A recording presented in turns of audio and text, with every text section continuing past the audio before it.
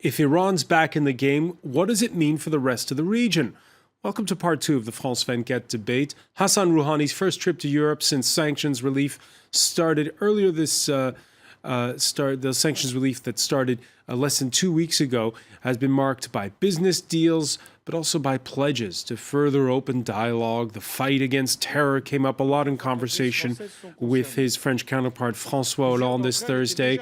On the conflict in Syria, where the Iranian president's hosts are also involved, there was talk. They're also opposed to ISIS, but on opposite sides there when it comes to the fate of Bashar al-Assad. In fact, France's position, you might say, is closer to Iran's main regional rival, Saudi Arabia, whose crown prince is expected in Paris perhaps next week. Will Rouhani's visit to Paris signify in any way a pivot in France's Mideast policy? Moreover, will an Iran that's back to doing business with the West be good news for its friends and foes in the region? Today in the France 24 debate, we're looking at that possible pivot towards Iran. Joining us, he's the former French ambassador to Iran, François Nicoulot. Hello, good evening. Always a pleasure, sir.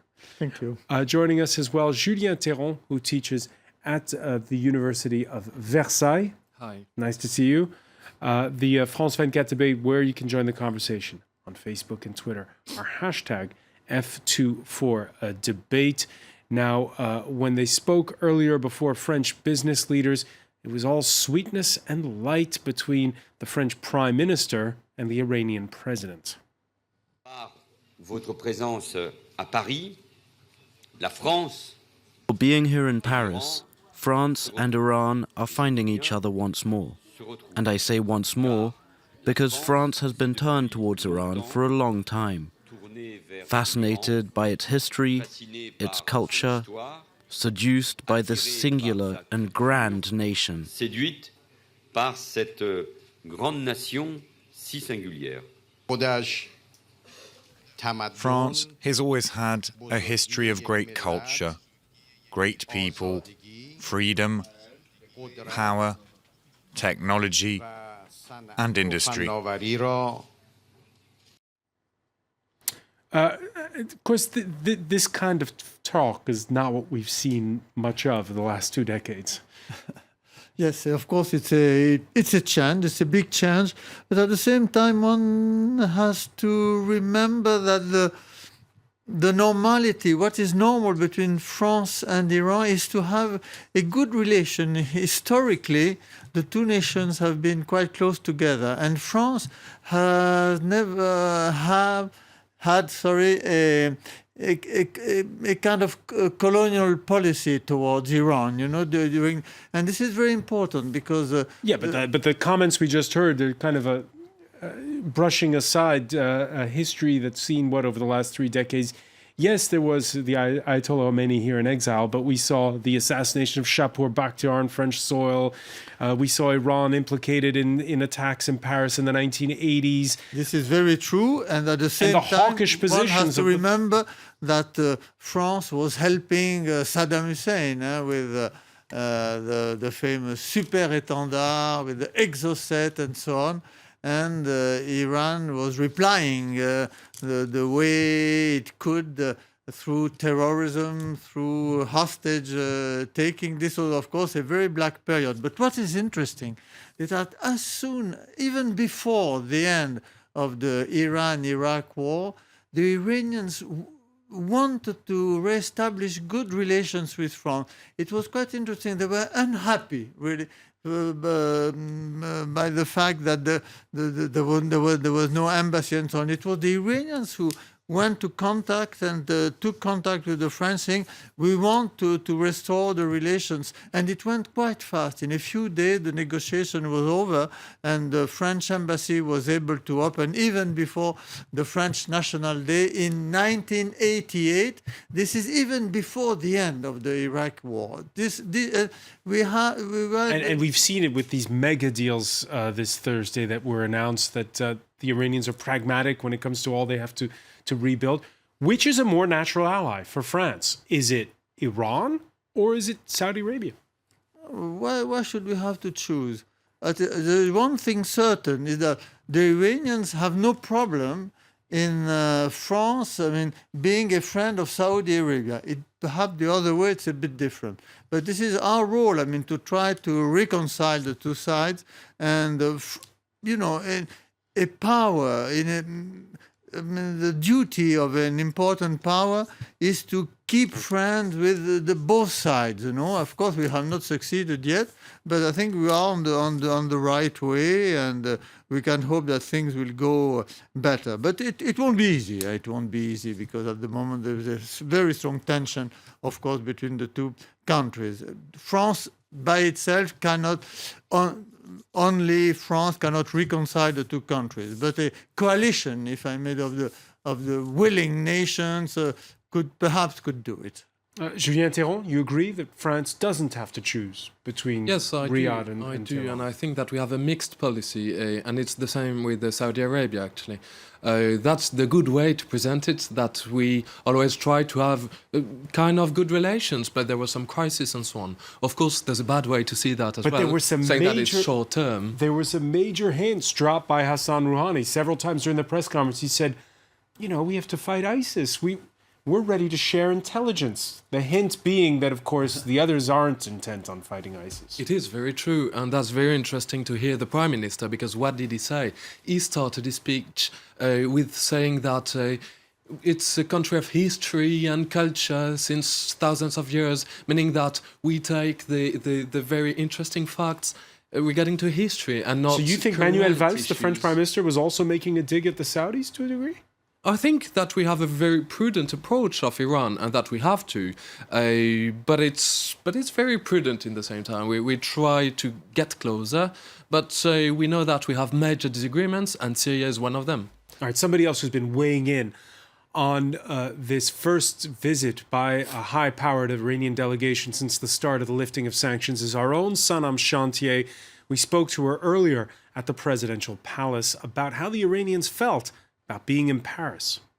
There was some controversy surrounding this visit because initially it was supposed to be what's being referred to as a state visit, but it had to be downgraded to an official visit because the two sides couldn't come to any kind of a compromise over the very important issue of wine. But that doesn't matter. Some things happened today that are unprecedented. The Iranian president was actually received by Fabius in an official welcoming ceremony.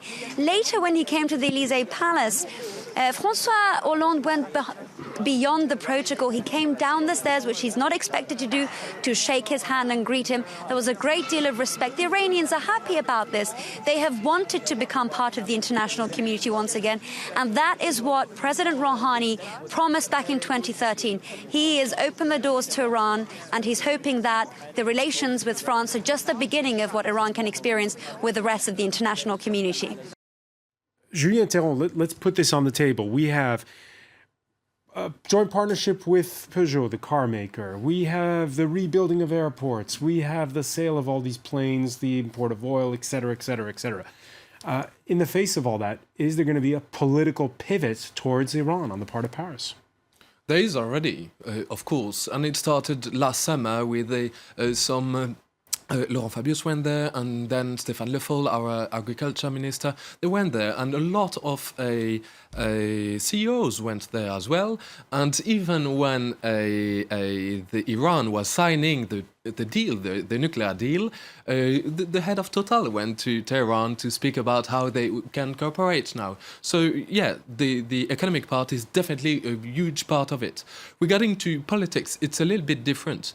There were some reports saying that the French authorities spoke about human rights to Iran and so on. There was even the Associated Press reporting that they'd even floated the idea of new sanctions against Iran, but that's been denied. Yes, on the way with the US regarding to ballistic missiles. So not the nuclear deal, but Iran just tested some new missiles. So it said that we have a kind of mixed policy toward Iran, and I think that is good because we should not give everything away, saying that, okay, we signed a nuclear deal, so that's okay. And in the region Should there be sanctions over those ballistic missiles?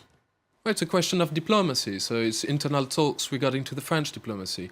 But something is for sure, even in the region, Iran just puts a lot of assets in Iraq with the Shia militias, in Syria as well. In Lebanon, they continue to back Hezbollah. So, I mean, Iran is playing tough as well, even though France was considered as a hardliner in the nuclear talks. Reactions coming in. This one on Twitter from Lauren.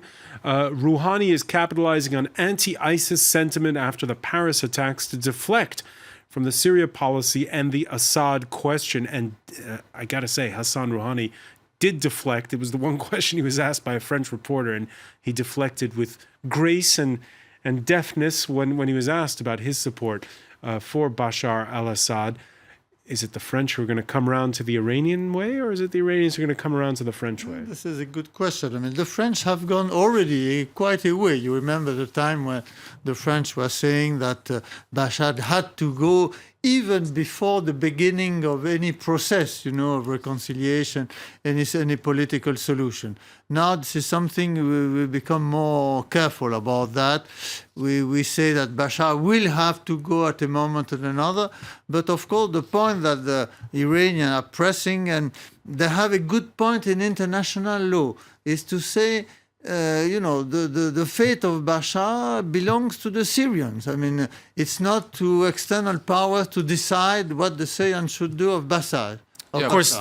In the same time, the Syrian president, with the backing of Iranians, revolutionary guards, and the Russians, of course, but they hit strongly our allies on the field, people who want precisely, Syrians who want to decide of their fate. So it's a kind of double speech right there. So the Iranians back Assad who gives ISIS a wide berth, to say the least. Does that mean, in effect, that France's fight against ISIS is being undermined by Iran?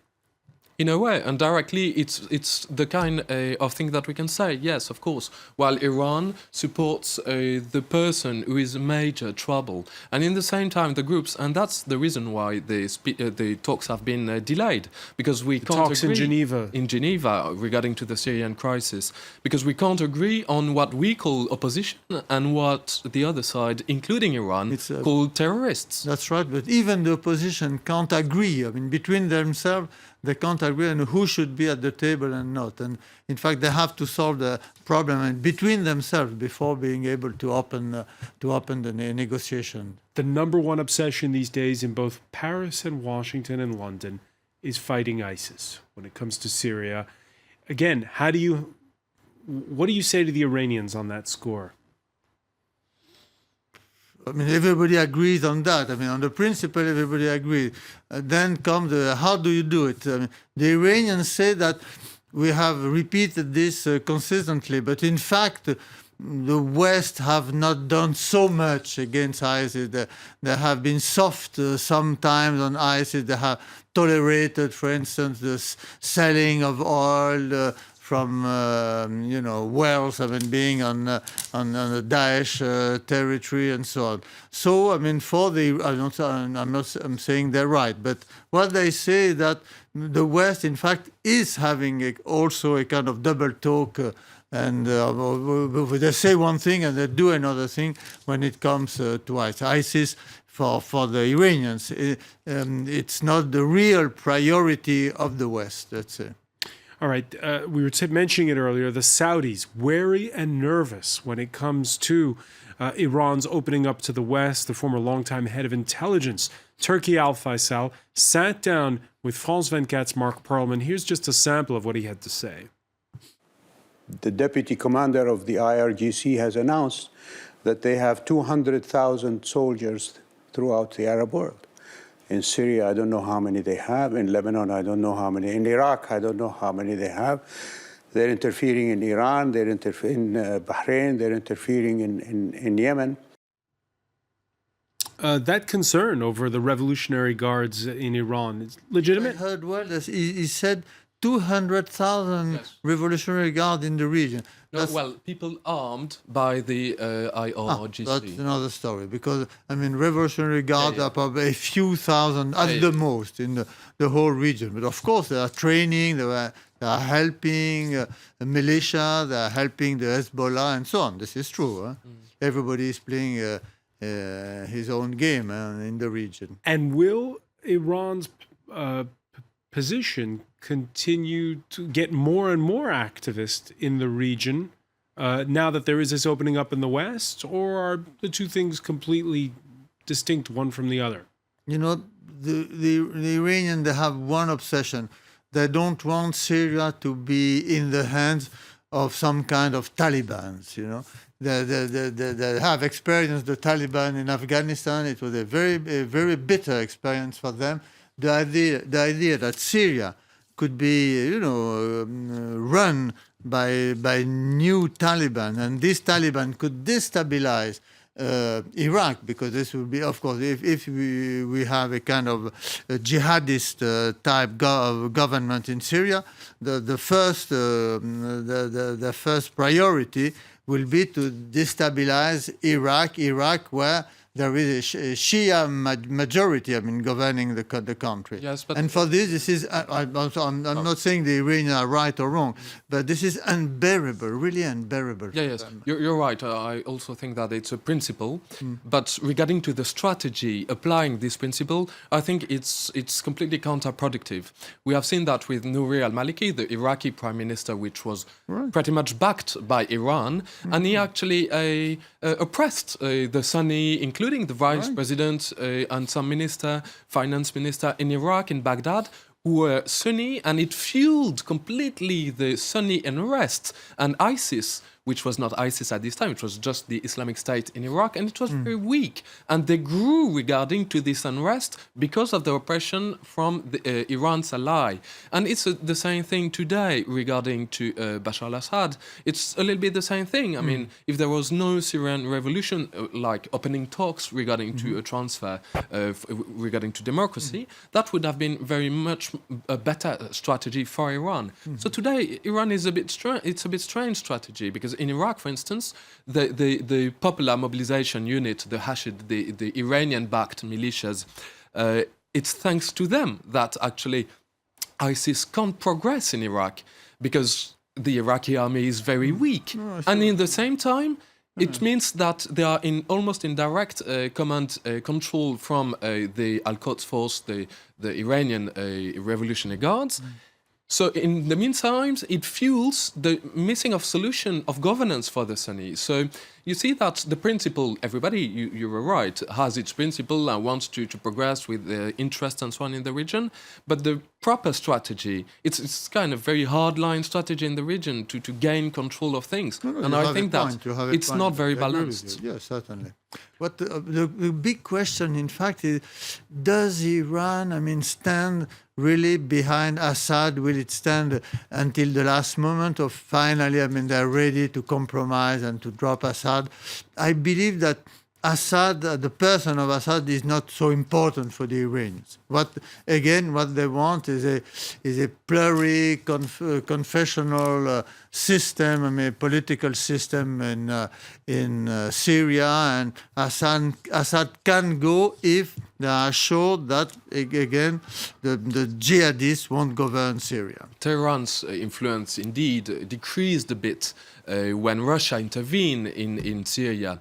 It's one of the reasons why Russians intervene. We always speak about one side and the other side, but actually there's dissensions. It's not the same country, it's not the same interests. And Iran was almost the godfather of Syria before Russian intervention. And Russians actually took a little bit this role. We have seen the agreement between Moscow and Damascus, and it's almost, well, Russians can do almost whatever they want. So Iranian influence in Syria decreased a bit, and Russian influence increased a bit. So there's this kind of game as well. All right. A bit this game. And one final question on this. Yes. When you think back to the Iran that you knew as ambassador in Tehran, and you see the Iran today, which way is it going in regards to how it sees its role on the world stage? Are the Iranians who are coming up through the political system, and we got big elections coming up next month, in favor of this activist policy, or do they just want to do deals, do business? That's a good question. It's true that Iranians are, are happy to get to be ridden of the hurdle of the nuclear file. I mean, it has paralyzed the society, the economy for about more than 10 years. And now they feel free at last. I mean, free. They have a chance, to develop economically, to develop on a social basis, let's say on human rights. Even these were the promises of Rouhani during his presidential campaign. He wanted to find a solution on the nuclear file, but this was only a mean. It was not an end. The end was to change the society. And so I believe that the Iranians are really happy today to see Iran coming back, welcome again in the community of respectable nation. I mean, the pomp with which Rouhani was received in Paris. Even though there was no dinner? Even if there's no dinner, but you've seen the Invalides, the big building, Napoleon on one side, Louis XIV on the other side, and Rouhani in the middle. These are signals. Well, for the Iranian, it is important. It is important. It is, they feel that at long last, they're not the outcasts of the international community, and this is very important for them. All right, I want to thank you very much, Ambassador François Nicolas. I want to thank as well Julien Théron. Thank you. Stay with us. Our Media Watch segment is next.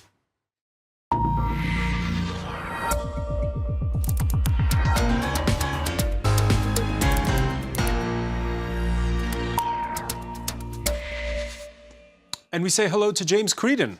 Hi, François. So, Femen are getting quite the coverage for their stunt on social media today. In fact, this was, not the first time that they've semi-nudely protested against regimes or persons who might be seen as not very good in terms of their human rights record. Now, this was at Diaraye Bridge in central Paris. You can see right near the Eiffel Tower. Not far from the Eiffel Tower. And when one of their protesters sort of cleverly hung herself from the bridge so as not to create any actual harm, this banner was also rolled out at the same time. Welcome, Rouhani, executioner of freedom. So Femen, obviously very concerned about women's rights, about human rights generally. Yeah, because the death penalty in Iran, what is it? Several hundred every year. I think it's around 800 every year and thousands on death row. So certainly it is a pretty serious record. And a lot of people encouraging them on social media for this particular event and saying that it is brilliant. This is actually a human rights activist, a Turkish human rights activist based in Paris, and others sharing how that information and that image indeed spread around the world via social media. This again in the Turkish media being shared on Twitter. Femen itself on its Twitter account, obviously putting that image front and center. Indeed, they're very savvy users. Covering up, I see a bit. Well, it's actually face paint, but it does look like well, I suppose it's a form of covering up. We just wanted Rouhani to feel like home, says Ina Shevchenko, who is the Femen's leader based in Paris, and decided to, a couple of hours later, make that point again on her Twitter account, saying, Rouhani, does it feel like home? So indeed, it was an action staged very early on in the day, and with this message being driven home on the Femen Twitter accounts all day long. So it quite successfully dominated social media coverage of Rouhani's trip today. Others saying that the official convoy did pass indeed quite close by to where this event was staged. So Rouhani will at least have seen a pair of breasts from far away, says cerise on the cake, cherry on the cake. So there you go, François. And indeed, many pointing out that this was possibly connected to the fact that in Italy, where Rouhani came from on his way to France, statues of Renaissance art were covered up as a sort of... Yes, yesterday at the same time you were telling us about all the buck passing between who actually ordered it or not. That's right, and we don't know. Apparently Iran didn't make a formal request for those statues to be covered Still up. don't know.